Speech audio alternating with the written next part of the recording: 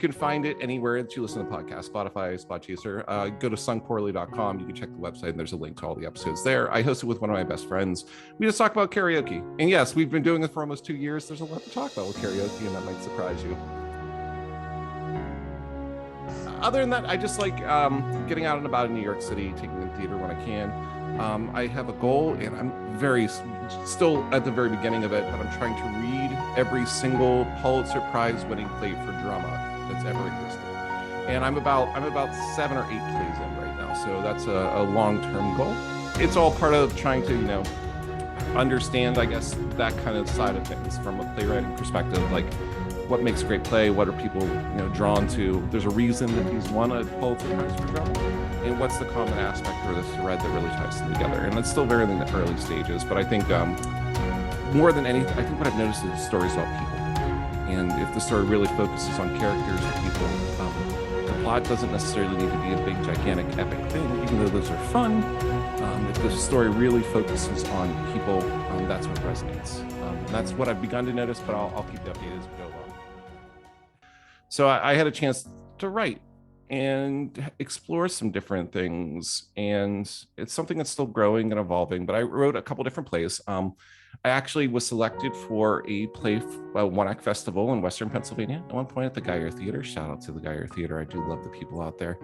As part of their playwriting festival. It was a comedy, but different theater tropes, and kind of played off that and turned it into a murder mystery. I think the play was set, it was a detective was investigating a murder that happened during Romeo and Juliet, where Romeo was actually Juliet was actually murdered. And it was, I think what it really did was, it's interesting trying to capture, because it challenged you to really understand people and perspectives and where they're coming from, not just your own narrow perspective that you have.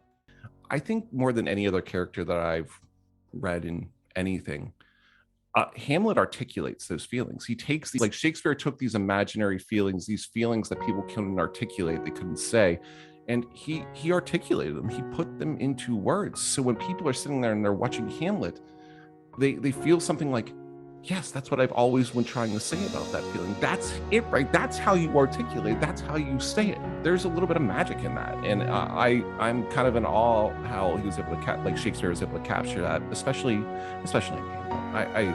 It was something I don't know if I fully realized until I had a chance to walk in those shoes. I explained to Caitlin going into this process that I had read Hamlet, but I'd never seen or heard any version of Hamlet. So I had seen versions of To Be or Not to Be, because they pop up every now and then on Facebook where they can compare versions of it. And I couldn't even name the actors that I saw doing it, but I saw the traditional To Be or Not To Be. I think this is indicative of our society, that we take moments of quiet when things aren't happening. We take that as an inact. And I think that's where this misperception of Hamlet occurs. During these soliloquies and semi-soliloquies and stuff like that, he's thinking. But you have to understand, they may go on for almost 2 pages of text, some of them, which is wild, but it's a moment in time. Yeah, so 7 to 10 days, his dad is dead. He sees a ghost, y'all. He listens to a ghost, he puts a plan into motion, and he executes the plan. I don't know what you want from him. In 7 days in Elsinore, he goes from seeing a ghost and the ghost telling him, hey, your uncle killed me, to killing his uncle. She portrays Ophelia in such a delicate and tender and strong but hurt way. She was just brilliant, really. My favorite scene is the last Poor Yorick. For some reason, right from the first time that I read that, there was something about it that just clicked. It kind of encompasses everything. It's reflective and joyful and sad, and it captures this wide range of emotions and asks these big questions. It's the perfect encapsulation of how most people strive to think about death. He reflects positively on it, but he also thinks, and now they're dead. They're gone. And he has a moment where he's like, where are these things now? People associate Hamlet as being morose or sad or and does he feel as yes? But we all do. Everybody has those thoughts. Every single person if you haven't yet, you will. But that doesn't mean you don't have a zest for life. The one moment that I ended up growing to adore as the process went on, Hamlet, he talks a lot about sleep to dream. And he explores this concept early in the play of sleeping and what that means and what does it mean to have this eternal rest. The last scene in Hamlet's death, the way it started unfolding for me in a very natural way was the end. Hamlet finally going to rest and going to sleep. So the rest is silence really resonated with me in a lot of ways. Cam was so natural with everything. I feel like anytime he's interacting with somebody else, not a soliloquy, he's performing except with Horatio.